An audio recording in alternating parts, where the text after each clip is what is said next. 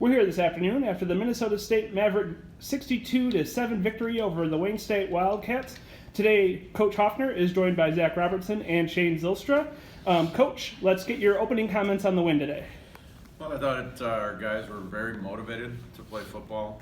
Really proud of our seniors. All 15 of them contributed significantly to this win, allowing us to go 1-0. And Shane obviously did a lot of exceptional things out there, scoring a touchdown, and also Zach. It was great to see him get an interception. So a lot of great things happened, but if we have to pick two guys, these are two great guys that are part of our senior class.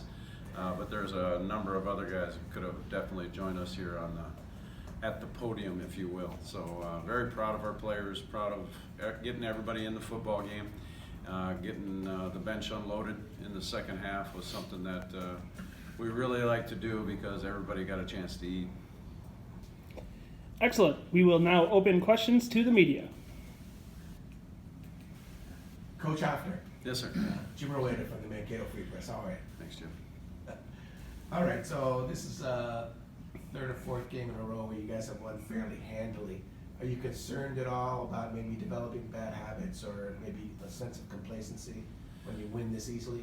Yeah, I would think the opposite. I think our guys have a strong respect for playing the game the right way, and whether the resistance is strong or weak, it's irrelevant. It's how we play football. We have standards of excellence that we expect our guys to live up to, and I love how our guys are playing. I think they're playing really hard, fast, physical football, and probably more importantly, I'm really proud of how they're playing together. I think we're a real tight-knit team at this stage of the game, and it's great to see a very productive defense and offense and special teams, all three phases of the game, clicking. So it's something that we're really proud of as coaches, and I don't see anything of the negative in regards to how our guys are playing football, which is ultimately what's the most important thing.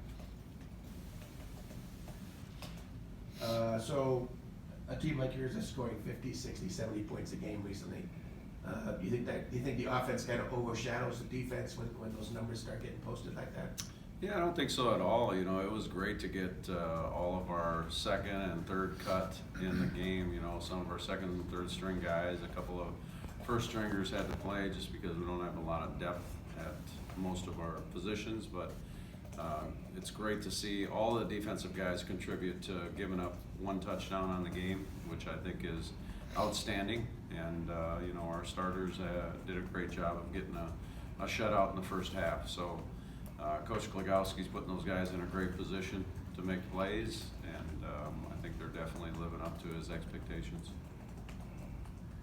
Going back to like the preseason when you guys were preparing for the year, what were some of the questions in your mind about your defense coming in, and do you think at this point that most of those questions have been answered? Well, I think that's a great question, Jim. I think we had a lot of graduation. We didn't graduate a lot of guys, but we had the lion's share on defense. 4 defensive players graduated from last year's team. We had a kicker and then an offensive tight end too from the 2018 team.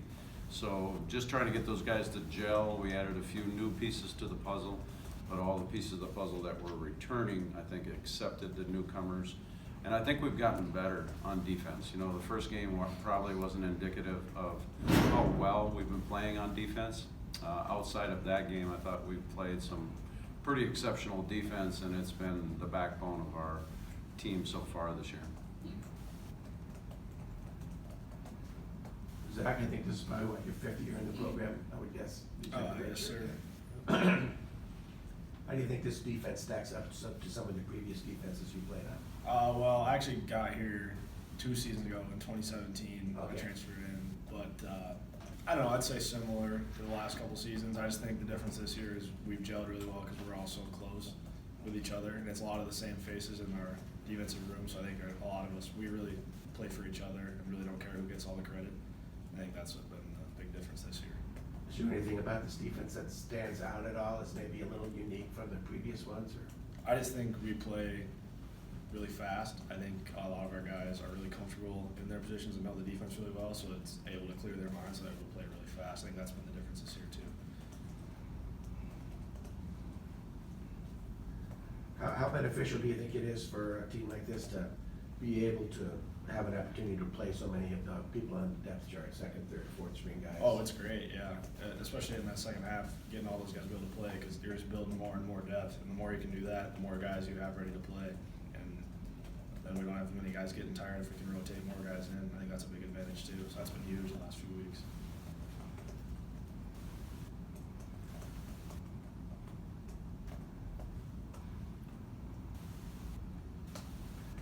All right, Shane, I know you talked earlier about how you only played a half the last few weeks because of the team's been so far ahead each time.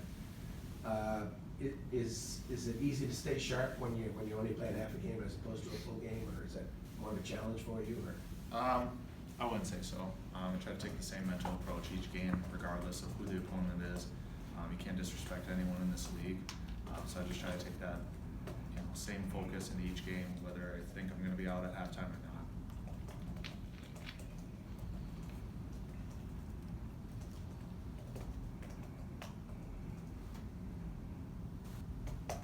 Do you think that may pay off in the postseason when you haven't been beat up so badly? It's playing a full game every week. Yeah, I think it'll definitely help. At the same time, like kind of Zach alluded to earlier, it really builds depth on the offense and defense. So there's no teacher like experience. So to get guys playing and get them playing a game of football, it's good to build that depth. You've watched kind of Ryan Schlichte and J.P. Akawa kind of mature and grow as quarterbacks, as you've also grown. How do you think they have developed? From when you guys first started out together? I think it's been phenomenal. I mean, and to be in a 2-quarterback system like they are, I don't think it's easy for them, but they've been exceptional, and they really gel well together. They play well together, and we've started clicking on offense, which is exactly what we need to do. I think it just speaks volumes to what we do in the summer together, and just really trying to be that team aspect.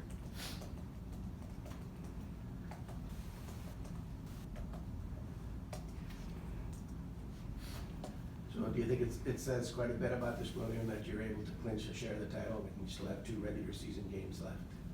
Yeah, this happened back in, it had to be 2011 when we won our first championship. We were actually at Southwest State, and somebody had lost a game, and we still had 1 game to go, and there wasn't any celebration at that point in time because I don't think a lot of people understood that we had the potential of winning a championship. We won it on the road, and then unfortunately we went and played another game up in Duluth and were unsuccessful. But being crowned early in the season and having these guys work so hard, I think is very helpful when we need to focus on playing a really good football team that's playing really well in the University of Sioux Falls. The Cougars are, on fire right now, much like the Mavericks, and it's got the makings to be, one of those high-end, top-notch, full caliber kind of physical kind of football game, and got a lot of respect for University of Sioux Falls, and we have to go on the road and compete and try and go 1-0. Was there any sense that you got that maybe the team was looking ahead a little bit, looking past Wayne State towards Sioux Falls, or you didn't get a sense of that at all? I don't think so.